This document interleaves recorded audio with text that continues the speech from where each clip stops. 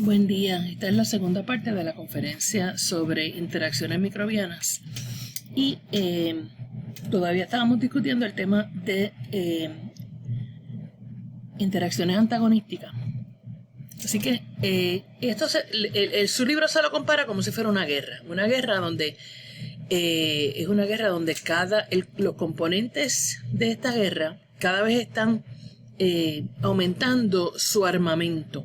Lo que se llama en inglés un microbial arms race, le dicen, una guerra, una carrera de armas donde van escalando, ¿verdad? Dice que los virus han desarrollado estrategias para poder penetrar las defensas de su huésped. Algunos bacteriófagos sintetizan proteínas que inhiben algunos sistemas metabólicos y algunos virus animales van a sintetizar proteínas que interfieren con la respuesta inmune del huésped.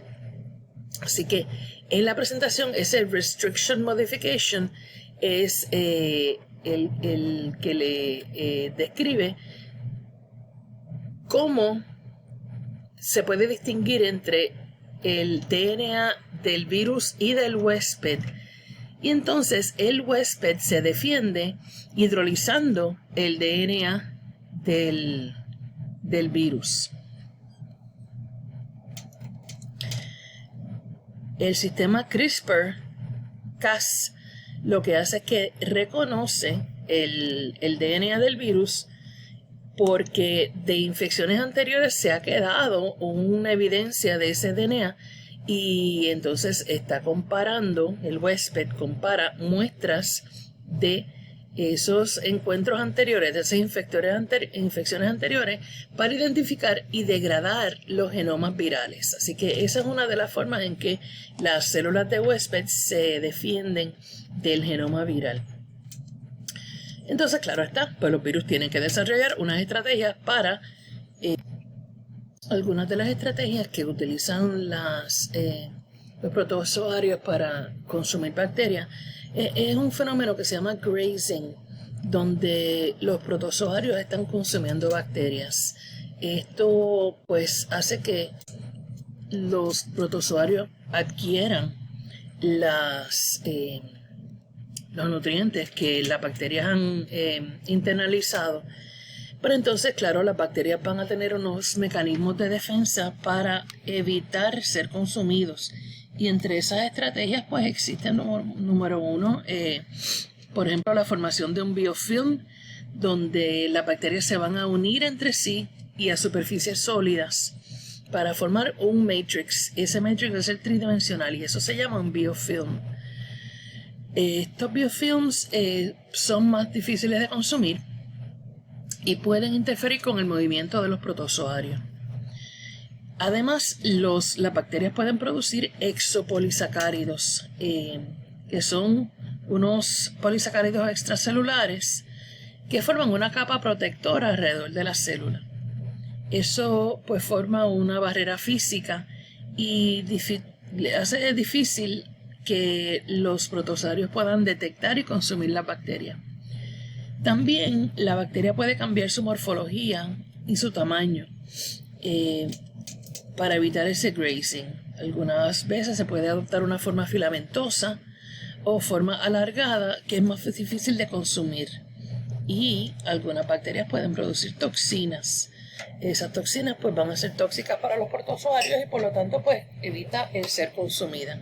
Así que son estrategias para defenderse de ese grazing o consumo de los protozoarios.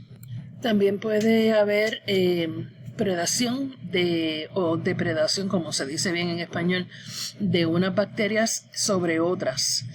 En el caso de los depredadores epibióticos, el organismo que va a consumir el otro se pega a la superficie del organismo. Por ejemplo, el Vampirococcus, tiene buen nombre, ¿verdad? Se pega de la superficie de la bacteria que va a consumir. Y entonces eso, liberar enzimas que degradan la bacteria que va a consumir pues resulta en lisis y la liberación de los contenidos citoplasmáticos del depredador, de la presa. Así que el Vampirococcus es el que está consumiendo el Allochromatium, pero lo hace en su exterior, desde su exterior, y aquí es que liberan esas enzimas para lisar su presa. Por otro lado, hay depredadores que son de tipo endobiótico. Estos van a invadir el citoplasma de sus organismos y los consumen una vez estando adentro. Así que el Delovibrio, a ver si le puedo escribir el nombre aquí. El Myxococcus santus es un depredador facultativo, o sea que no necesita ser un depredador, y normalmente va a consumir material orgánico, pero puede llegar hacia su presa mientras va liberando enzimas degradativas. Así que les voy a poner un video corto de esta demostración del Myxococcus depredando una colonia de E. coli. Aquí a la izquierda ven el Myxococcus, a la derecha una colonia de Escherichia coli, y entonces van a ver cómo, moviéndose de forma deslizante, el Myxococcus se va moviendo hacia su presa mientras va liberando enzimas degradativas. Entonces, pues, lo va consumiendo su presa de esa forma. Es una cosa bastante dramática de observar. Nos movemos entonces a la relación de parasitismo, donde el parásito y su hospedero o su huésped tienen que coexistir. Por lo menos aunque sea temporariamente, para que se pueda reproducir el parásito y colonizar un nuevo huésped. La coexistencia pues, puede deberse a que adquieran nutrientes, que se mantenga físicamente uno de ellos o los dos, o sea, que pueda haber nutrientes que adquiera uno que el otro no esté utilizando. Pero el asunto es que tienen que coexistir ambos, no puedes destruir a tu huésped demasiado pronto. Ahora, si el balance favorece al huésped, pues entonces el parásito va a perder su hábitat y es posible que no sobreviva. En relaciones simbióticas existe un fenómeno que se llama reducción genómica, que es bastante común, donde se va a reducir la información genética que no se está utilizando. Así que en ese momento, si usted descarta información genética, la relación de coexistencia o de simbiosis que podía haberse originado como no obligada, puede entonces ir moviéndose hacia la necesidad, porque si usted está eliminando contenido genético que es posible que utilice o que necesite más adelante y está dependiendo de que se lo provea el otro organismo en la relación, pues ya entonces nos estamos moviendo a una relación simbiótica que sea obligada.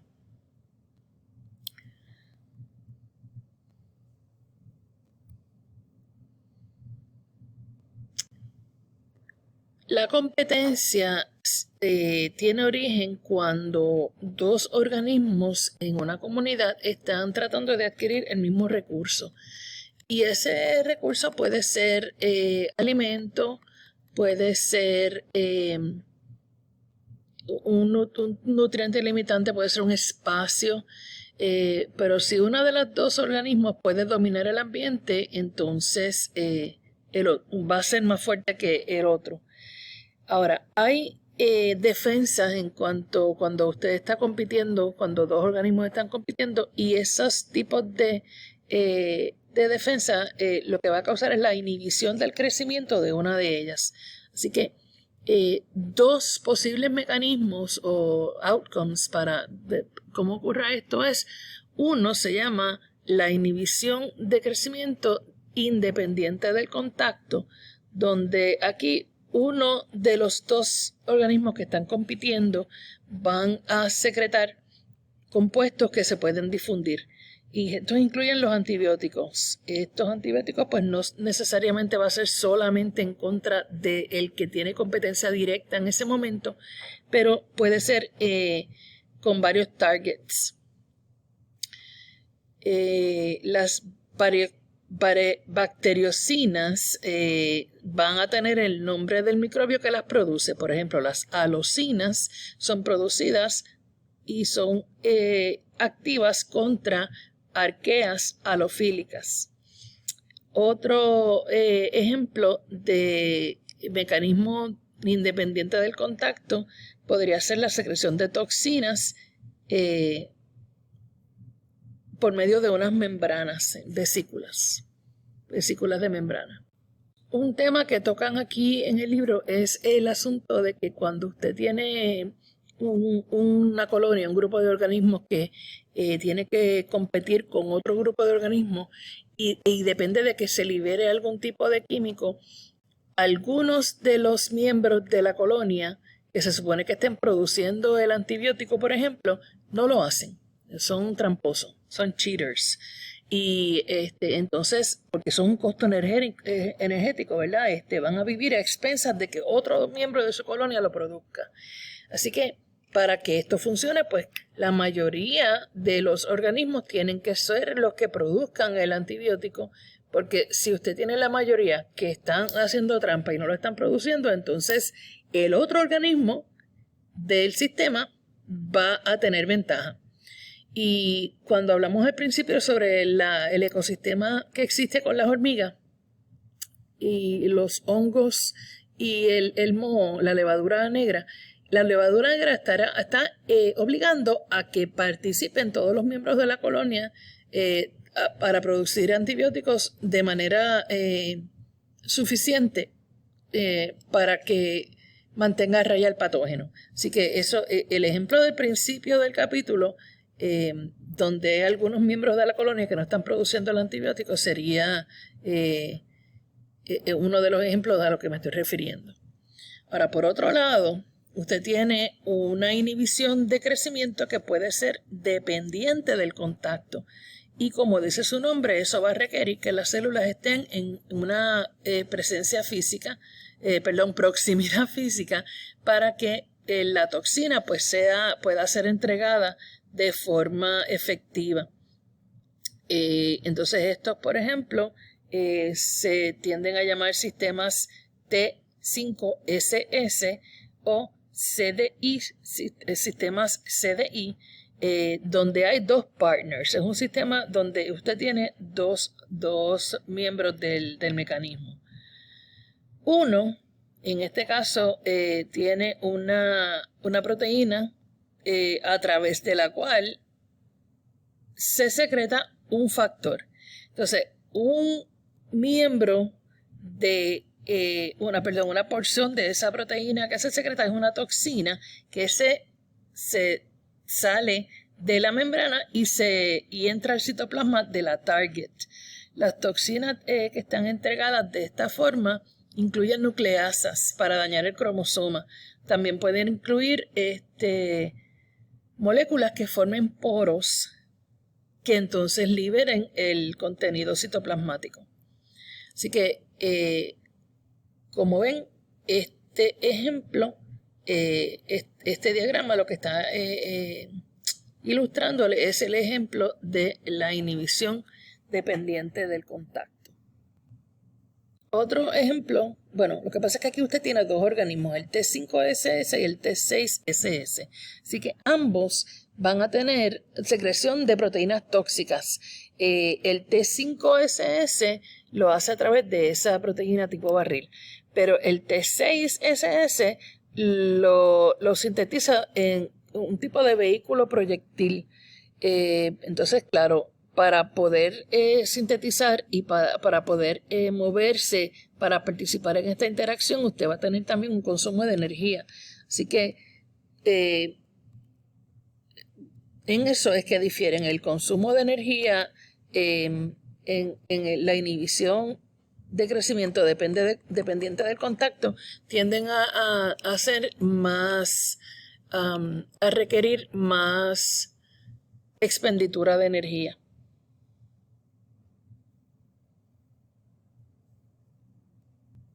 En la clase les estuve comentando sobre el Wolbachia, que es un tipo de Rickettsia, una bacteria que infecta crustáceos, arácnidos, mosquitos, milípedos, nematodos. Afecta a cerca de 2 millones de especies. ¿Okay? Lo que estamos viendo aquí es uno de los mosquitos que puede ser infectado por la Wolbachia. Y la forma en que lo hace es que infecta el citoplasma de su huésped y se transfiere a la próxima generación por medio de hembras infectadas. O sea que el mosquito hembra es el que va a ser el vector. Solamente, o sea que si solamente el macho está infectado, entonces puede surgir una incompatibilidad genética. En otras especies, la Wolbachia mata a todos los miembros masculinos, o sea, a todos los mosquitos machos, o puede inducir partenogénesis, que es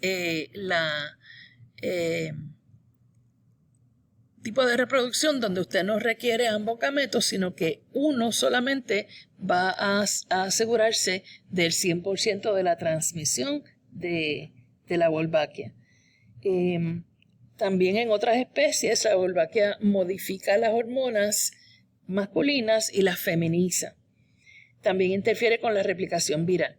Así que si usted tiene una bacteria, un organismo que está produciéndole todas esas dificultades para que otro organismo pueda meterse ahí, entonces lo que se ha utilizado es la Wolbachia como un ente para prevenir que otros microbios como los virus que causan dengue, Zika, chikungunya, el West Nile virus, todos esos son también transmitidos por mosquitos. Así que lo que se está utilizando entonces es unos mosquitos que están completamente infectados con Wolbachia, que no tienen ningún efecto en el humano, pero esos mosquitos no permiten la entrada de ningún otro patógeno, o sea que ellos no pueden transmitir ninguno de estos virus porque ya tienen Wolbachia. Así que esta es la forma en que se ha sido exitosamente combatida estos virus que mencioné de una forma con un control biológico. Así que se han liberado mosquitos de la especie Aedes que están infectados con Wolbachia para que no se pueda seguir exponiendo a la población al dengue. Y dependiendo de la población de mosquitos en el lugar en específico, los mosquitos que se liberan van a ser o todos machos o de ambos sexos. Así que usted lo que quiere es reducir la población de insectos si los tiene todos machos, pero si los tiene en mezcla de macho y hembra, entonces usted lo que va a hacer es permitir la transmisión de Wolbachia para que el virus no se pueda transmitir. Así que esto ha tenido resultados muy prometedores en varias partes del mundo y se utilizó aquí en Puerto Rico para contrarrestar la infección de dengue.